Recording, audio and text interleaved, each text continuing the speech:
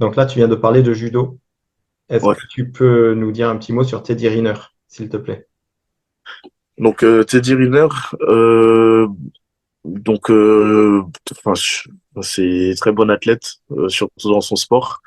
Et bah ça m'a pas surpris parce que souvent on me demandait s'il passait en MMA, qu'est-ce que ça peut donner et tout. Et tout comme ben tous ceux qui s'y connaissent, Fernand ou même d'autres personnes enfin des coachs ou athlètes qui s'y connaissent vraiment, quand on est longtemps, voire même quand on est vraiment dans le top de son sport de combat, en général, c'est très dur de faire une reconversion.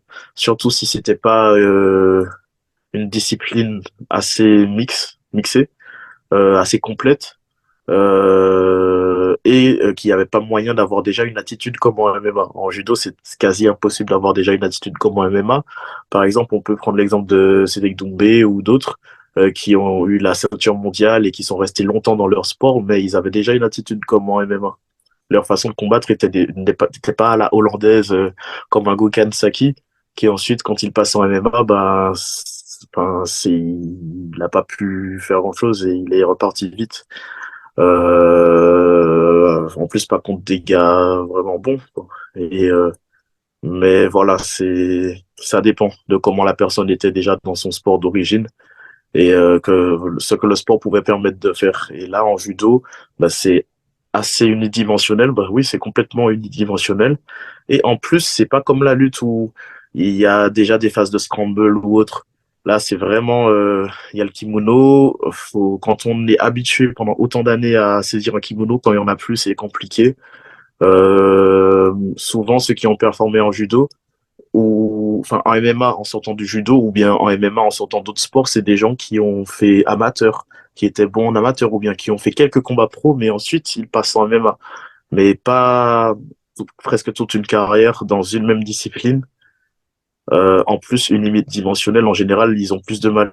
C'est bizarre vu dans ce sens-là parce que et du coup, bah, lorsque qu'il a dit qu'il n'était pas intéressé par le MMA, bah, ça m'a pas surpris, Teddy Riner. Ça m'a pas surpris parce que bah en vrai, enfin, il semble être quelqu'un de très intelligent et il aurait pu tester juste pour le plaisir. Mais après, enfin, je pense il préfère peut-être, enfin comme il l'a dit, hein, il préfère pas prendre de coups et continuer à performer dans ce qui le passionne tout simplement, le judo. Et je pense que c'est intelligent de sa part. C'est bien. Je pense que vraiment les coups et tout, c'est quelque chose quand même. Et ouais. Enfin, c'est ça que je voulais mettre en avant, c'est le fait que c'est vrai que quand on s'y connaît pas, on se dit plus on a été champion dans une autre discipline, plus en MMA, ben, on va être fort parce qu'on a de très bonnes bases dans telle chose. Alors que ça dépend. Ça dépend vraiment. Si, par exemple, c'est quelqu'un qui est le numéro un mondial en taekwondo ou en karaté ou en boxe anglaise, bah, ça veut pas dire qu'en MMA, ça va être bien mieux. Je pense, voire même, enfin, ça va être très dur d'ancrer les patterns d'un autre sport, en fait. Voilà. D'accord.